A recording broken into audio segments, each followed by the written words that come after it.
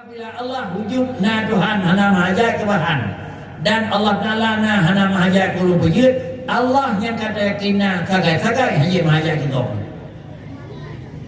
Allah yang kata yakina hanya mahaja kita. Punya dan pegang Allah Ta'ala mahaja kita sama dengan kita akui bahawa wujud Allah na kau. Lagi kita nyawa mahaja kita sebab kenapa wujud dia nyawa na lain. Yang Allah Ta'ala dah pegang adalah mahajat kita sama dengan Allah Ta'ala bahawa dia wujud na kau. Kiban iman dalam dada apa? Iman dalam dada yang terakhirnya dah pegang. Yang benar Allah Ta'ala ni dia buat dia kursi ini. Allah Ta'ala ni dia buat dia aras. Yang mahajat kita. Coba dia buat. Ya? Khalaqas samawati wal ardh fi sittati ayyam summa stawa 'alal arsy.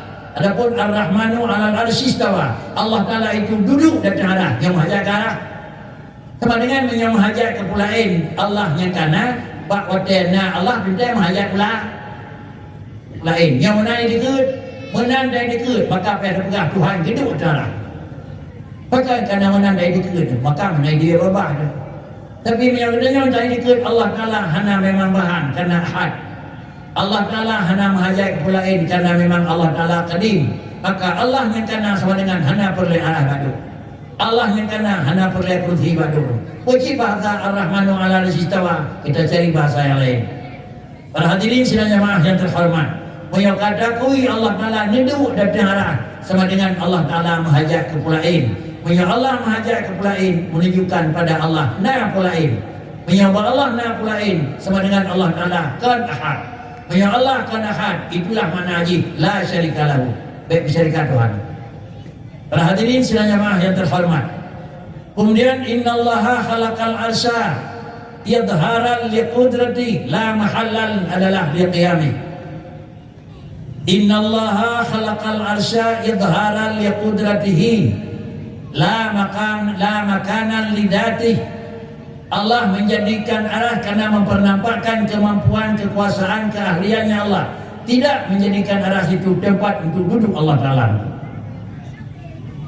Para hadirin sidang jamaah yang terhormat, maka karena yang demikian, lihat nepugat langit, lihat nepugat alam di Tuhan, lihat nepugat arah, maka Allah dijadu dan arah kepuan arahnya di Tuhan itu. Padahal arah itu dipujil oleh Allah Ta'ala, langit itu dipujil oleh Allah Ta'ala. Sebelum Allah mempernampakkan aras, sebelum Allah mempernampakkan langit, Allah sudah ada. Kalau nepugat langit di Tuhan, kalau nepugat arah, Allah kana. Bahawa kita yakin Allah kana dalam nadi langit, dalam nadi arah. Kita mau nanya Allah Ta'ala waktu itu di mana? Di mana ya bodoh? Yang dalam pegang arah, dalam pegang langit. Tuhan waktunya empat. Anak ada empat. Orangnya bubuk je kenal kan? Punya boleh je. Anak ada empat. Jino kana lagi dia je. Rekan empat, rekan anak empat ni punya Jawa, Medan, Aceh. Macam Ino tak kenal karena ada modal nak lama, lama aku hanyut. Itulah yang saya katakan tadi. Bagaimana keimanan dalam dada, begitulah akan lahir omongan di mulut.